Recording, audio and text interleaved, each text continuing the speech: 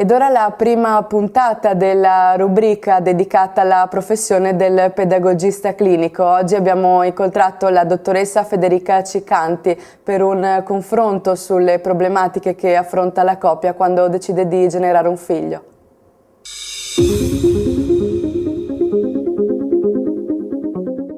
Buonasera, benvenuti al primo appuntamento con i pedagogisti clinici. Quest'oggi abbiamo con noi la dottoressa Federica Cicanti. Buonasera. Buonasera. Parliamo un po' dei bisogni che affronta una coppia che ha in progetto di fare un figlio. Che bisogni ha questa coppia?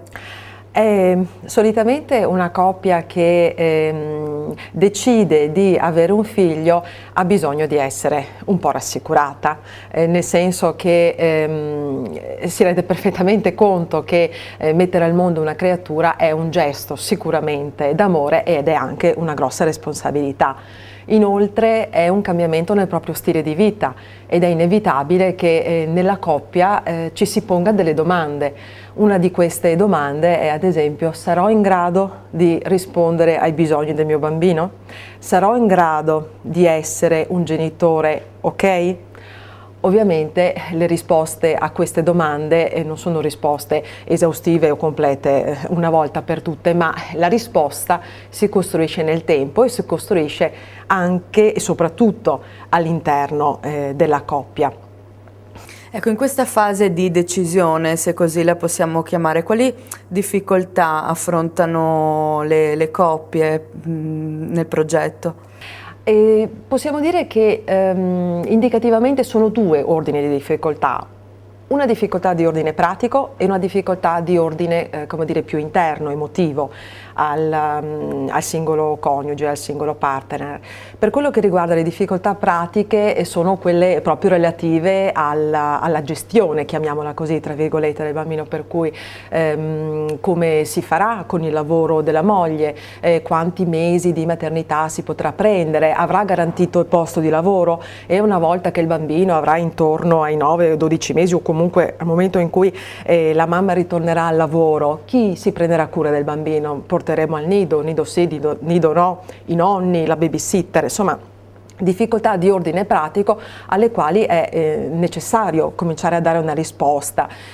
L'altro ordine di difficoltà sono appunto più interne, più a livello emotivo, e sono appunto la paura di non essere dei genitori ok e poi la paura in senso generale, le aspettative che hanno i figli rispetto al figlio, ma rispetto anche proprio a se stessi.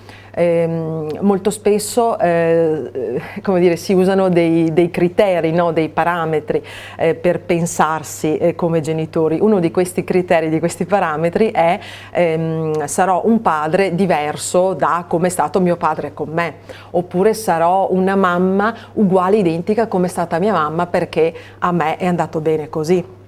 E questi sono, come dire, dei punti di partenza. L'importante è però poi che nella coppia si trovi una risposta che non è una risposta che vada bene solo al genitore quando è stato figlio, ma che vada bene al proprio figlio in carne ed ossa, e quindi come dire, un desiderio, una risposta che sia calata il più possibile nella realtà reale, nella realtà viva. Ora, tutto questo è facile a dirsi, in realtà perché produca dei cambiamenti, perché si attui un cambiamento, è necessario che queste paure, queste aspettative la persona le possa riconoscere. Questo è importantissimo, perché le paure sono fisiologiche, sono naturali, fanno parte della persona, fanno parte dell'essere genitore. L'importante però è riconoscerle, perché riconoscere una paura mette nelle condizioni la persona di andare oltre la paura, cioè di non lasciarsi condizionare. Se io non riconosco quel pensiero, quell'aspettativa, quella mia azione come una paura, ahimè, risponderò, agirò e penserò in preda e in nome di quella paura. In questa fase di preparazione, di cambiamento, la coppia affronta magari anche delle liti, no? Quindi voi intervenite, diciamo, anche nella comunicazione tra i due futuri genitori. Come dire, li aiutiamo a trovare uno spazio nel quale ogni partner, ognuno dei due, possa ascoltare e riconoscere l'altro per quello che è. Ecco, e questo è il primo passo per Certo. affrontare un percorso sempre più difficile. Assolutamente, è sempre più avvincente allo stesso tempo. Benissimo, grazie alla dottoressa Federica Cicanti, noi ci rivediamo la prossima settimana per il secondo appuntamento con i pedagogisti clinici. Grazie, buonasera.